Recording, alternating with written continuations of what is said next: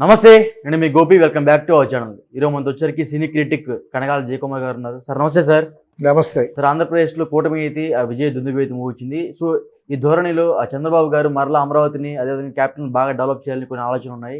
So ఈ ఆలోచనలని ఎంత మేరకు సాధ్యమవుతాయి అంటారు? గెలిచిన తర్వాత చంద్రబాబు నాయుడు గారు కానీ, పవన్ కళ్యాణ్ గారు కానీ, లోకేష్ కానీ వాళ్ళ పనుల మీద అవగాహన పెంచుకుంటూ అప్పుడే ప్రజా దర్బారు, ప్రజావాణి అన్నీ స్టార్ట్ చేశారు. తర్వాత హై అఫీషియల్స్ అందరినీ పిలిపించి పవన్ కళ్యాణ్ ఆయనకు ఉండేటటువంటి శాఖల మీద వాళ్ళని అడిగి తెలుసుకుని అవగాహన కోసం ఇక చాలా ఆయన దీక్ష కూడా పట్టాడు, వారాహ దీక్ష.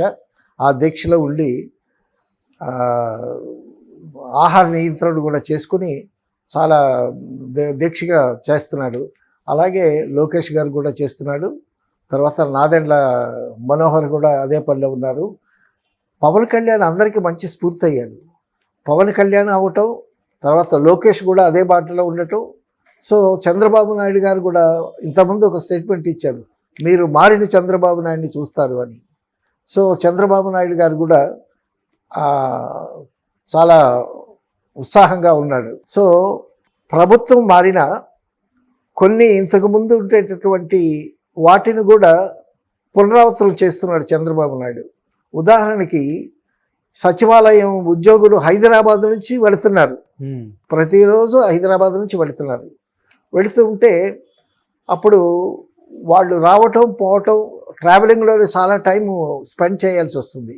దానికోసం ఏం చేశారు, అప్పుడే జగన్ ఉండేటప్పుడే చేశాడు. సో శనివారం ఆదివారం సెలవు ప్రకటించి వారానికి 5 రోజులే వర్కింగ్ డేస్ పెట్టాడు. సో ఆ సాంప్రదాయాన్ని కొనసాగించాడు ఈయన. మళ్ళా గబుక్కున ఆ సాంప్రదాయాన్ని జగన్ ఎందుకు పెట్టాడు, నేనెందుకు అది కంటిన్యూ చేయాలి అనేటటువంటి దురుద్దేశం లేకుండా సో వాళ్ళకి వెసులుబాటు కల్పిస్తూ దాన్నే కంటిన్యూ చేశాడు. తర్వాత ఇప్పటికీ జగన్ పెట్టినటువంటి మంచి పద్ధతులు ఏవైతే ఉన్నాయో ఈయన కంటిన్యూ చేస్తున్నారు.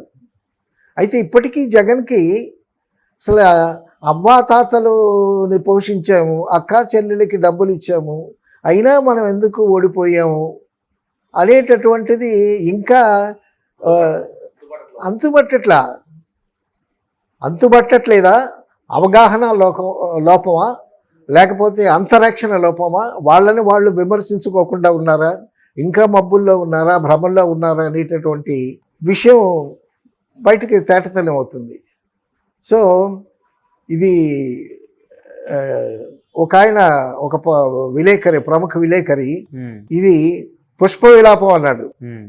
పుష్ప విలాపం అని పువ్వులు ఏడుస్తున్నాయి అంటే ఆడవాళ్ళు వెళ్ళి పువ్వుల్ని గిల్లి వాటిని జడలో పెట్టుకొని వాటిని హింసిస్తారని చెప్పి ఒక పుష్ప విలాపం అని జంజాల పాపేసి ఒక పెద్ద మంచి కావ్యం రాశాడు. దాన్ని ఘంటసాల గారు పాడారు. ఆ పద్యాలు పుష్ప విలాపం అనేటటువంటి పద్యాలు చాలా ప్రాచుర్యంలోకి వచ్చాయి. అలాగా జగన్ పుష్ప విలాపం అని ఆయన చమత్కరించాడు. సో ఇంకా ఆ విలాపంలోనే ఉన్నారు వాళ్ళు. తర్వాత ఏంటి అయితే ఒకటేంటంటే ఒక 40% ఓట్లు వాళ్ళకి వచ్చాయి. ఈ 40% ఓట్లు వేసిన వాళ్ళ దగ్గరికి వెళ్ళి మళ్ళా వాళ్ళని అప్పుడు ఒక ఓదార్పు టూర్ ఒకటి పెట్టాడు కదా, ఆ విధంగా ఏదో చేద్దామనేటటువంటి ఉద్దేశంలో ఉన్నారు. అంటే మీరు ఓట్లు వేసినా మేము గెలవలేకపోయాము, మీరు ఏడవబాకండి అని వాళ్ళ కన్నీళ్ళు తోడవటానికి అంబటి రాంబాబు కూడా అదే చెప్పాడు, మేము ఒక ప్లాన్లో ఉన్నామని. సో ఆ విధంగా వాళ్ళు ఎందుకు ఓడిపోయాము అనేటటువంటిది వాళ్ళకి వాళ్ళు అంతరక్షణ చేసుకోకుండా ఇంకా భ్రమంలో ఉన్నారనేటటువంటి విషయం తేటతెల్లం అవుతుంది. ఇంకొకటి బాగా వైరల్ అవుతుంది, కాంగ్రెస్ పార్టీలోకి విలీనం చేస్తున్నారని, అది నిజమేనా? అవన్నీ పుకార్లు. కాంగ్రెస్ పార్టీలోకి అసలు కాంగ్రెస్ పార్టీ ఎక్కడుంది ఆంధ్రాలో? ఇప్పుడు లేదా? ఏముంది? షర్మిల బాగా లీడ్ చేస్తారు. ఏముంది అక్కడ? ఏమన్నా ఉన్నారా అక్కడ? ఎవరన్నా గెలిచారా అక్కడ? బలం ఉందా? ఓటింగ్ పర్సెంటేజ్ పెంచింది కదా.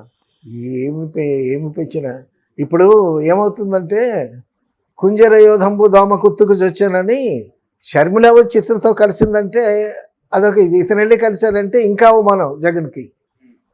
కాంగ్రెస్లో వీళ్ళని చేస్తామనేది అవి ఊహాగానాలు. నేను అయితే పర్సనల్గా నమ్మను. ఎందుకంటే జగన్ చాలా మొండోడు. సో అతని వ్యక్తిత్వాన్ని కోల్పోడు. ఒకవేళ అటువంటిదే నిజమైతే తను కలుపుకోవటం ఏదో చేయొచ్చు. అయితే రాజకీయాల్లో ఇది జరగకూడదని ఎక్కడా లేదు. ఏదైనా జరగచ్చు. So we have to wait and see what will happen. ఎందుకంటే వాళ్ళు ఇంకా భ్రమంలో ఉన్నారు కదా. ఆ భ్రమంలో నుంచి బయటపడాలి వాళ్ళు. బయటపడి వాళ్ళు చేసినటువంటి పొరపాట్లు ఏంటి, వాళ్ళ కొంతమంది ఉన్నారు, కొడాలి నాని, రోజా, వల్లభనేని వంశీ, ఇట్లాంటి వాళ్ళు ఉన్నారు. వాళ్ళ దురుసుతనం వల్ల కొంత తగ్గింది. అలాగే మన సినిమా ఫీల్డ్లో పోసాని కృష్ణమురళి, అతను కూడా భయంకరంగా అరిచాడు. సో ఆలీ కూడా ఉన్నాడు అందులో. అయితే ఆలీ జగన్ని పొగిడేడు కానీ మిగతా వాళ్ళని తిట్టలే. సో పోసాని కృష్ణమురళి మాత్రం చాలా బీభత్సంగా ఉన్నాడు. దాని పర్యవసనం అనుభవిస్తున్నాడు అతనికి. ఆ సినిమా వాళ్ళు బాగా అతన్ని కట్ చేశారు. అతనికి వేషాలు కూడా లేవు. మళ్ళీ రీసెంట్గా ఆలీ, నేను రాజకీయాల్లో నుంచి తప్పుకుంటున్నాను, నాకేం సంబంధం లేదు, నేను ఏ పార్టీ వ్యక్తిని కాదు, నేను ఎవరిని దూషించలేదు, నాకు జగన్ అంటే ఇష్టమని జగన్ గురించి ఒక మంచి మాటలు 4 మాటలు చెప్పాను, అంతేగాని అసలు అది కూడా రాజకీయాల నుంచి కూడా విరమించుకుంటున్నాను, ఇక నాకు రాజకీయ ప్రసక్తి లేదు అని అన్నాడు. ఇప్పుడు సినిమా వాళ్ళం, సినిమా అనేది అందరూ ఎంజాయ్ చేసేది. ప్రతి పార్టీ ఆబాల గోపాలం, చిన్న పెద్ద ముసలి ముతక అందరికీ కావాల్సింది ఎంటర్టైన్మెంట్. సో ప్రేక్షకులు అందరూ మనకు కావాలి, మనం అందరికీ కావాలి. అటువంటప్పుడు రాజకీయంలో ఒక ప్రత్యేకమైనటువంటి గుర్తింపు తెచ్చుకోగలిగే నమ్మకం ఉండేటప్పుడు రాజకీయాల్లో ప్రవేశిస్తే అదొక దారి. అంతేగాని ఏదో ఆ ప్రభుత్వం వస్తే మనకేదో చేస్తుంది అని ఆ ప్రభుత్వానికి వత్తాసు పలకటం వల్ల ఉపయోగం లేదు. సో ఈ పోసాని కృష్ణమురళి ఇప్పుడు వేషాలు ఏమి ఎవరు ఇవ్వటానికి ముందుకు రావటం లేదు అతనికి.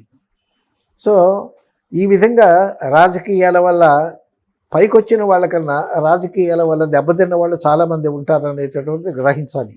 రాజకీయంలో అడుగు పెట్టడానికి ముందు మనం ఆలోచించుకోవాల్సిన విషయం, ప్రత్యేకంగా సినిమా ఫీల్డ్లో ఉండేటటువంటి నటులు కానీ దర్శకులు కానీ ఎవరైనా సరే.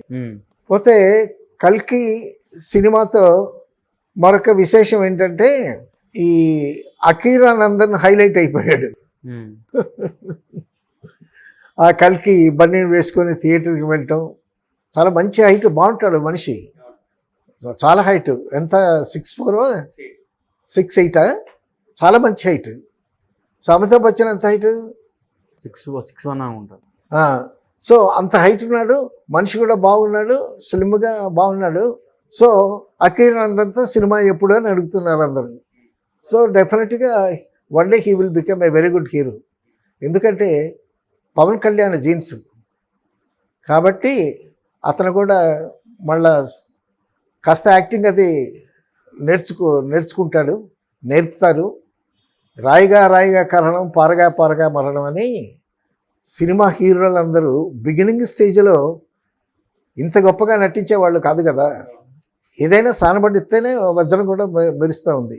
అతను కూడా యాక్టింగ్ ట్రైనింగ్ ఇప్పిస్తాడు, అతను కూడా వస్తాడు. అతను కూడా వచ్చిన తర్వాత అతను కూడా తెలుగు స్క్రీన్ని షేర్ చేసుకొని భవిష్యత్తులో మంచి నటుడు, మంచి ఒడ్డు పొడుగున్నాడు కాబట్టి మరొక వెండి తెరకి మరొక మంచి నటుడు వస్తాడని మనం డెఫినెట్గా ఆశించవచ్చు. ఓకే. నెక్స్ట్ జనరేషన్కి తర్వాత మెడ్రాస్లో కల్కి సినిమా చూసి రజనీకాంత్ ప్రభాస్ని తెగపోయాడు. సో ఇప్పుడు ప్రభాస్ ఎలా అయిపోయాడంటే, ఇప్పుడు బాంబేలో ఖాన్ త్రయం కదా, ఖానుల హవా కదా, ఇప్పుడు బాంబేలో కూడా ఖాన్ హవా పోయి ప్రభాస్ హవా మొదలైంది అక్కడ కూడా. అంటే ఒక్కొక్కళ్ళ అదృష్టం, ఒక్కొక్కళ్ళ కృషి ఎలా ఉంటుంది అనేది మనకి అది జీవితంలో వచ్చేటటువంటి మార్పులు. సో కృష్ణరాజు గారు పోయారు, వాళ్ళ వారసుడిగా వచ్చాడు ఈయన.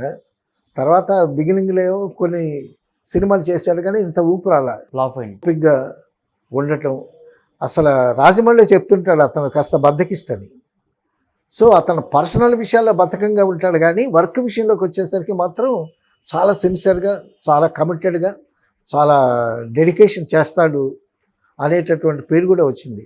తర్వాత బాంబేలో జరిగినటువంటి ఈ ప్రమోషన్ వాటిలో చూస్తే చాలా సింపుల్గా చిన్నపిల్లలకు చక్కగా నవ్వుతూ, వాళ్ళు కమల్ హాసన్ కానీ అమితాబ్ బచ్చన్ కానీ కాస్త గంభీరంగా ఉన్నా ఈయన స్టేజ్ మీదకి వచ్చేటప్పుడు చిన్నపిల్లలాగా నవ్వుతూ చాలా సింపుల్గా, చాలా లైవ్లీగా ఉంటున్నాడు ప్రభాస్. అందరినీ డార్లింగ్ డార్లింగ్ అని పిలుస్తాడు, అందరితో కలిసిపోతాడు. చాలామంది మీది